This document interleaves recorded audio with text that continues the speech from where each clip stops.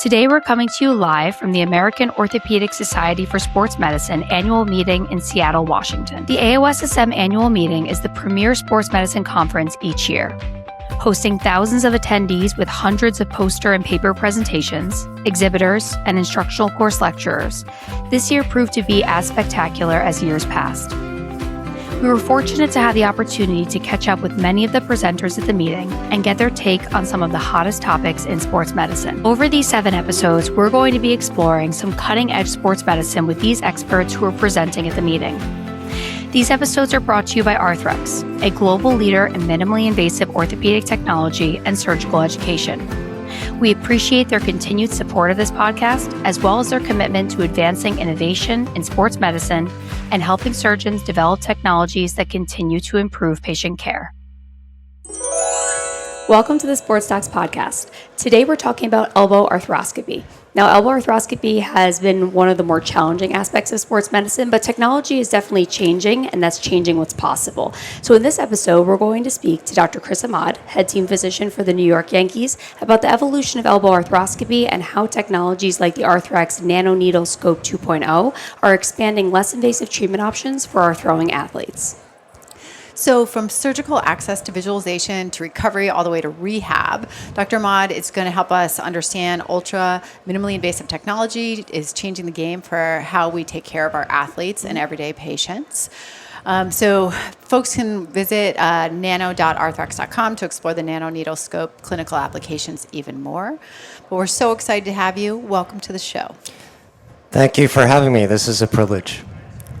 So as we mentioned, today we're talking about the evolution of elbow arthroscopy and the emerging role of nano-arthroscopy in the treatment of throwing athletes. But first, we want to establish the basics. So Chris, for a throwing athlete with elbow pain, what are some of the typical pathologies that you're treating with an elbow arthroscopy? Yeah, great question. America's pastime baseball has so much stress involved on the elbow. So the amount of elbow pathology is increasing year over year at the highest levels, but also at the youngest levels.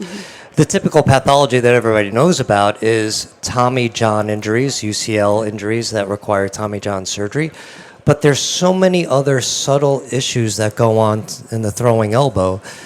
So let's talk about those. The first is posterior medial impingement. That is, you can develop bone spurs in the back of your elbow, typically in the posterior compartment, posterior medial.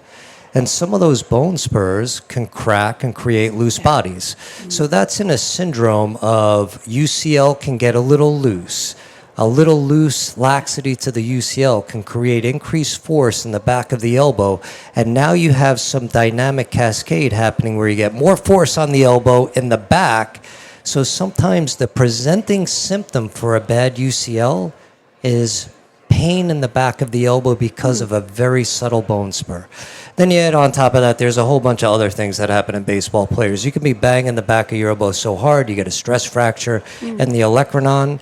You have tension on the ulnar nerve, you get ulnar neuritis. And then in this day and age, because players, which I talk about a lot, are throwing harder than ever, they're throwing with more ball movement, max effort with every throw. They tend to have stress throughout the entire throwing cycle that we're seeing new injury patterns. So the first time we're seeing a UCL tear, we're seeing flexor tendons rip off, ulnar nerves that are acting like they have a neuropraxia for days afterwards. And not just in 30-year-olds, these are happening in 16-year-olds. So we're sort of in a crisis when it comes to throwing elbow injuries. Absolutely. Yeah, so you mentioned there's different presentations. So let's dive like a little bit back from the start for, exam and history. So talk a little bit in that throwing athlete when we're trying to figure out who might benefit from an elbow arthroscopy. What kind of exam findings, what sort of history really speaks to you as far as being important? Yeah, so elbow arthroscopy is amazing in many ways because it can treat very specific, subtle injuries, especially in the throwing athlete. And one injury that I didn't mention yet, because I want to just save it for, consumption, is that even the youngest athletes that get this condition, capitellar osteochondritis dissecans.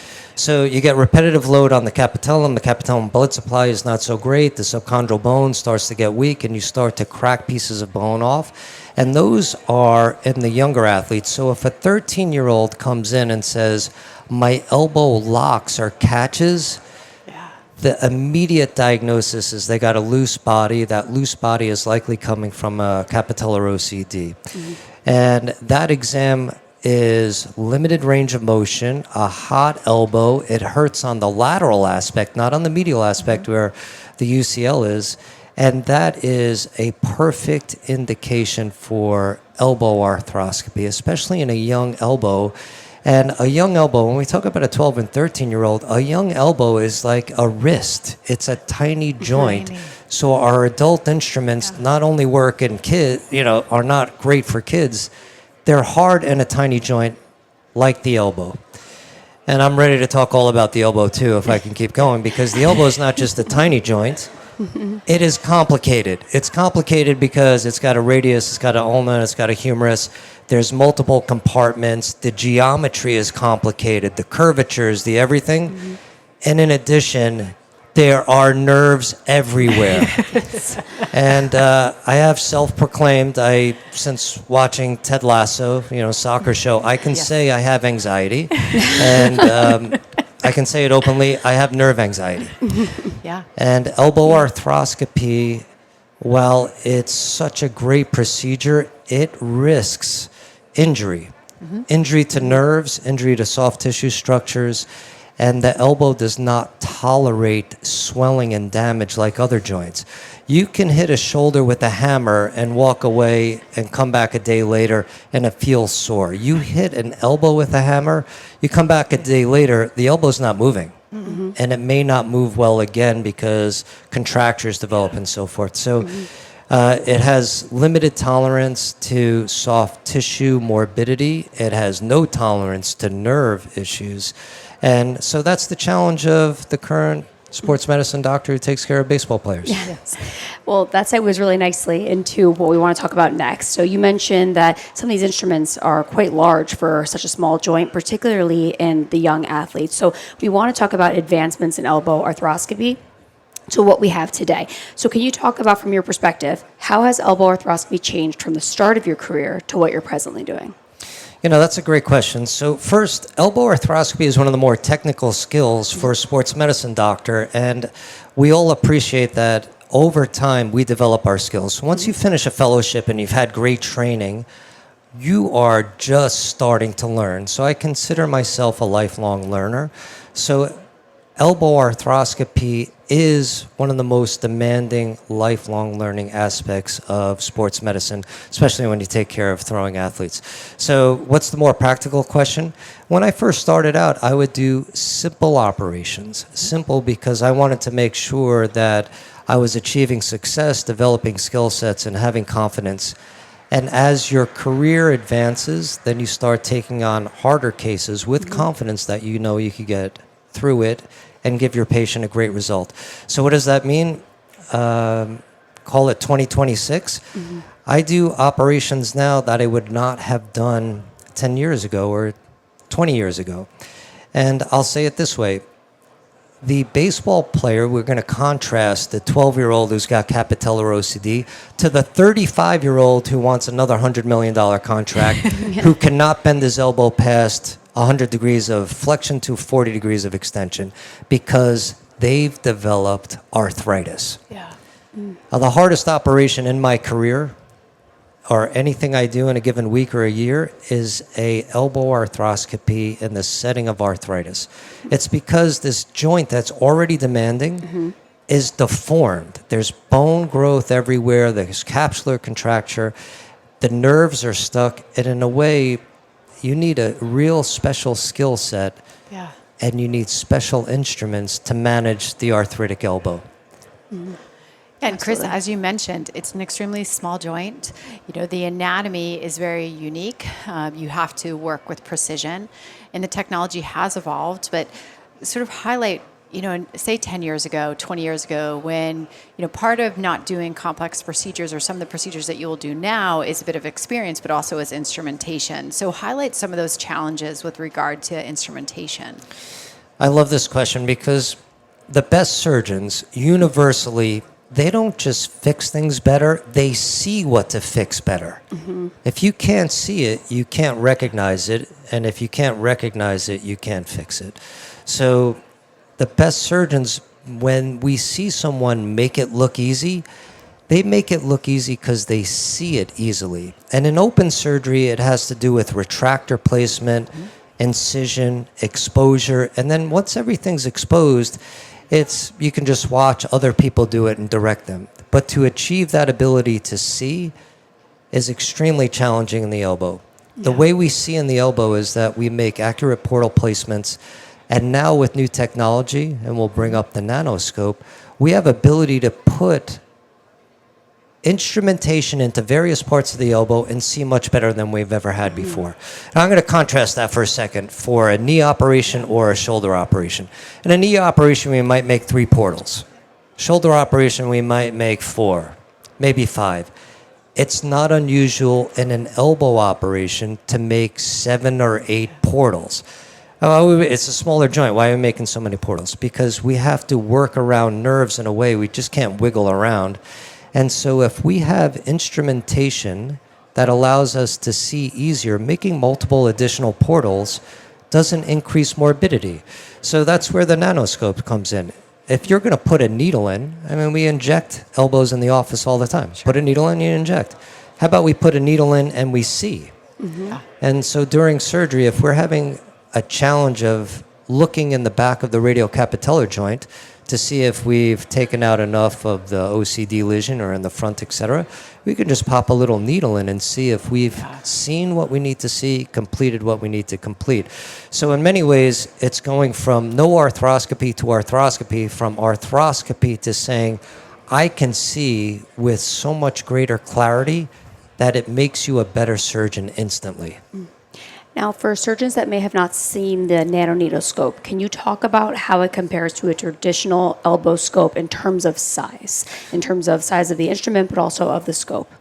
Yeah, let's go through some of the real numbers. Okay. A typical scope is a 4mm scope, and it's got a sheath on it, so it's even wider than that. You have to make an incision. In the elbow, we typically have to penetrate some soft tissue and some muscle, so you got 6mm going through this tissue.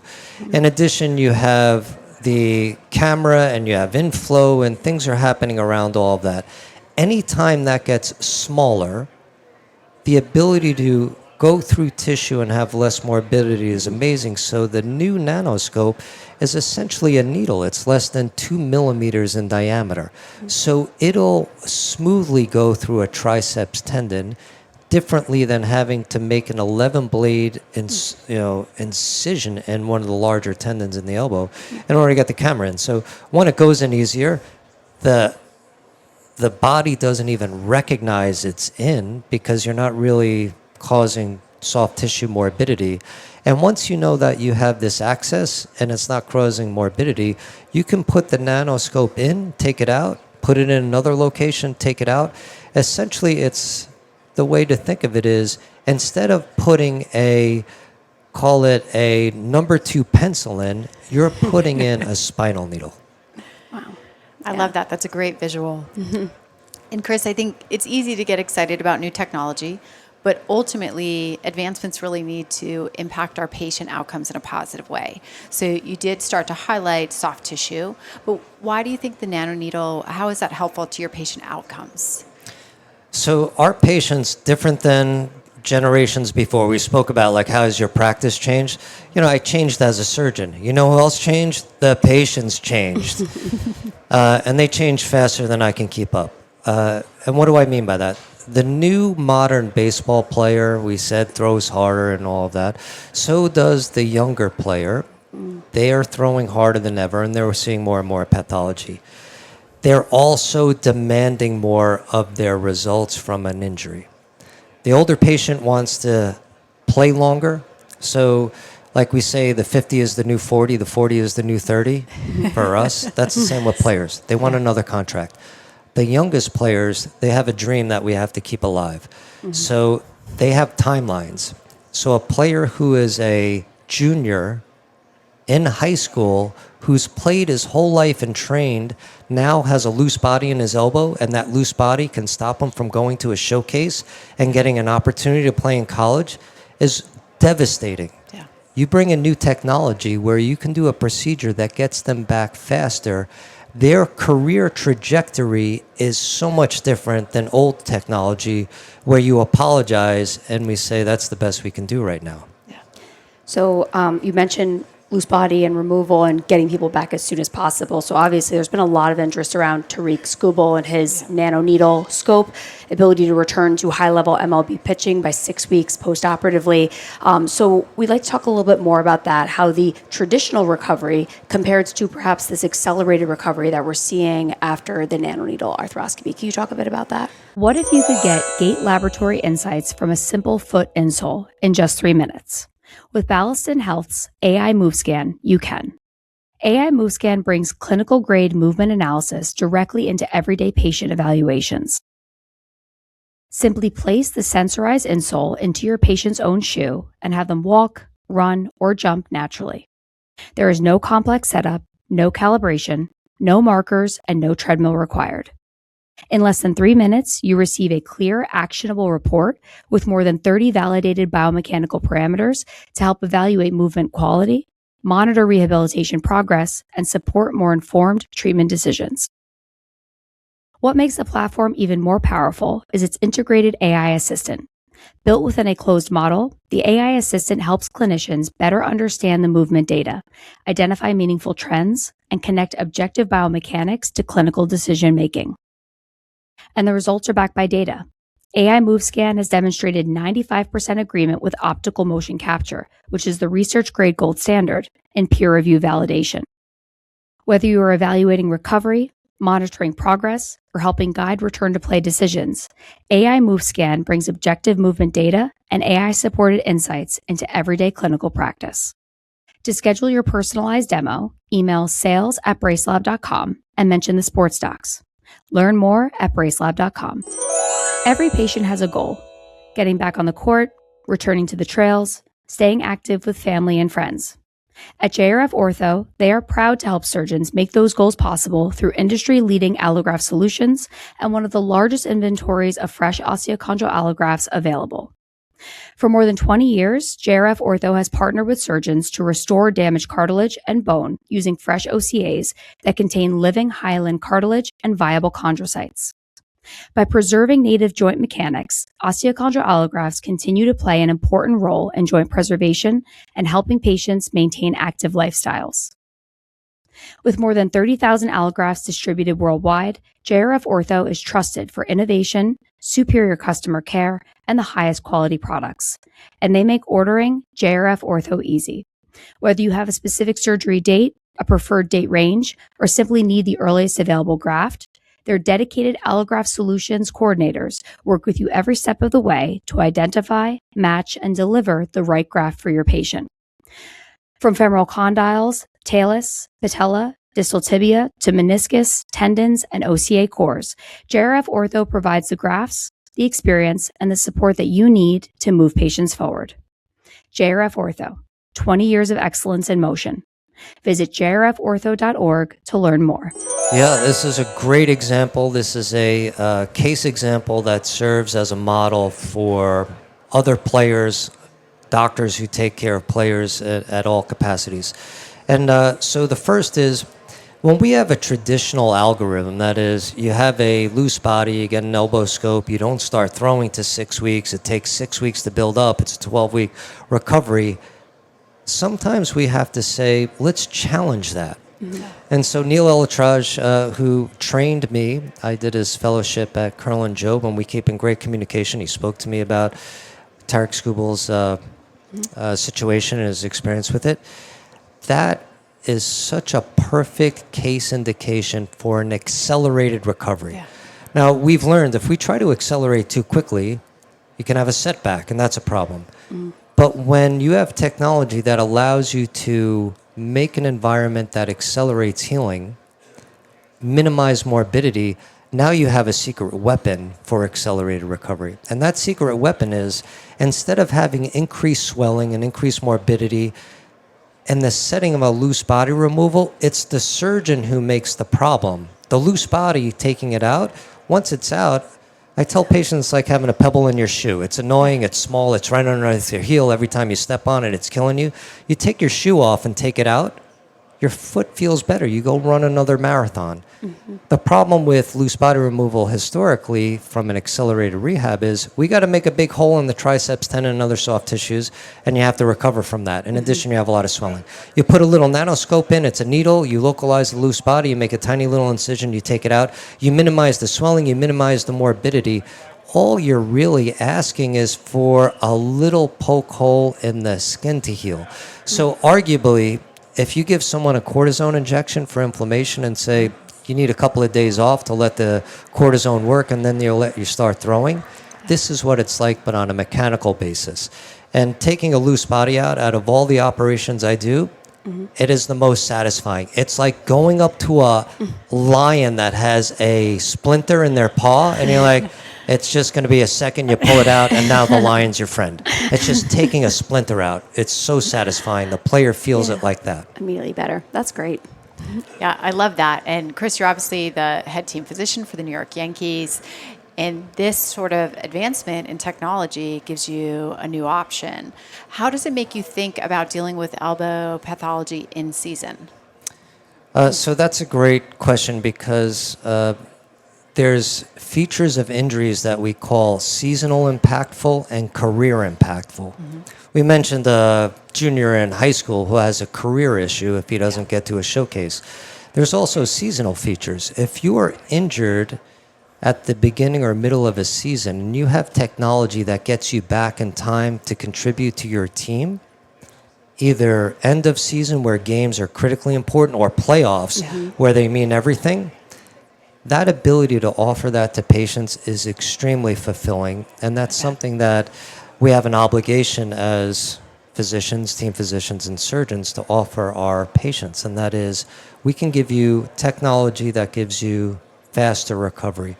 We have to be careful because not every technology has worked in the past. So when technology makes sense and it's going to offer it, I mean, we're somewhat obligated to engage that technology. So that means we have to be accepting, we have to evaluate new technology, and we have to employ it when it's going to work properly.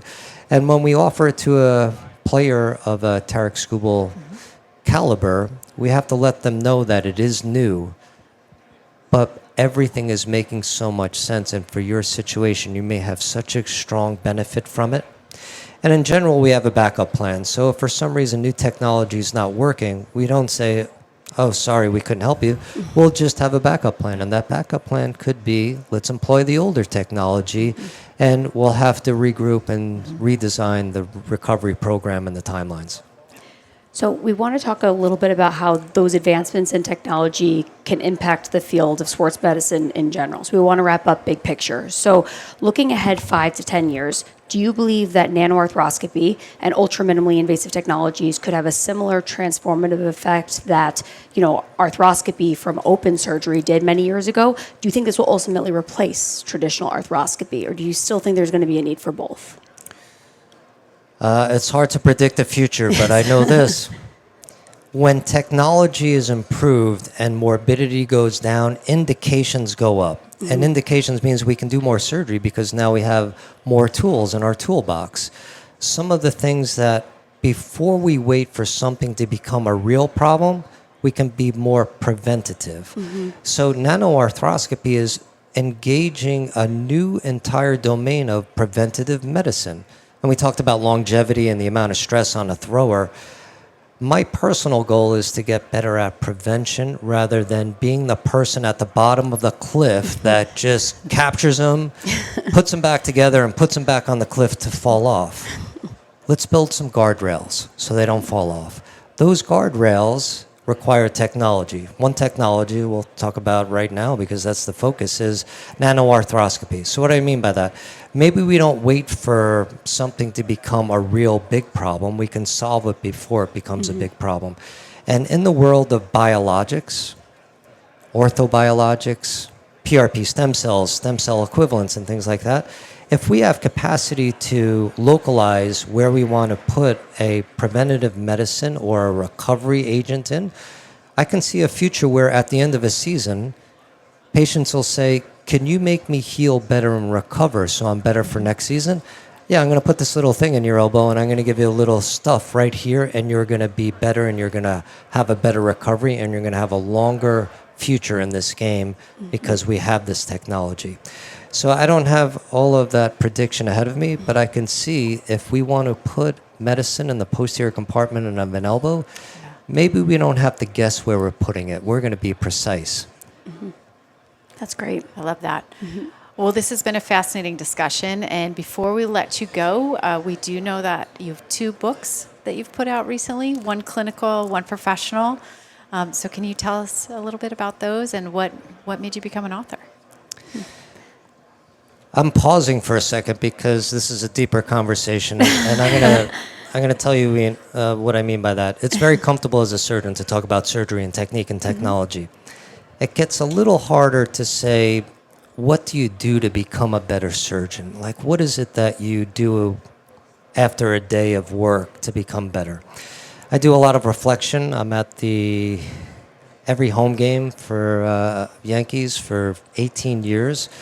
So I've had a lot of hours to reflect, and I usually do what the military does, and that is I do debriefs. I debrief on how a day of surgery went. How did it technically go? How did I treat people in the operating room? How did I stay composed if I was in a difficult situation? And when I debrief, I write down what I'm feeling, and I write down action steps to get better. All of a sudden, you got big notebooks full of stuff, and you say, I'm reading my notebooks. Maybe I should craft this into something that could help others, maybe early in their career. Maybe I can share things that I've done. So I created a book called The Daily Surgeon. And by design, The Daily Surgeon is for a young surgeon or someone aspiring to be a surgeon to read a small piece every day and be inspired and have a challenge to get better. So at the end of every day, if you get even a little bit better by the end of a year, you're on the trajectory for mastery. So that's book 1. That's The Daily Surgeon. And that's special to me because it has a few different components. Some about be a better technical surgeon, be a better leader in the operating room, be better with your patients in the office. So each month has a little bit of a different theme to it. And then my other book is called Getting Cut. Getting Cut is a book for anyone interested in baseball, parents, coaches, players themselves, and it breaks down the risks of Tommy John injury. Now, Tommy John surgery is just doing so many things to this game of baseball. It's successful, and maybe that's a problem. Because it's successful, it allows players the freedom to expose themselves to the highest injury risks. In this book, I break down what those injury risks are, and some of them are non-modifiable, some of them are, and it's worth knowing, and a lot of people want to know about it. And some of them are a little bit obvious, and some are a little bit shocking. Very cool. That's great. Yeah. Thank you. Congrats. Yes, congratulations on both of those. Thank you.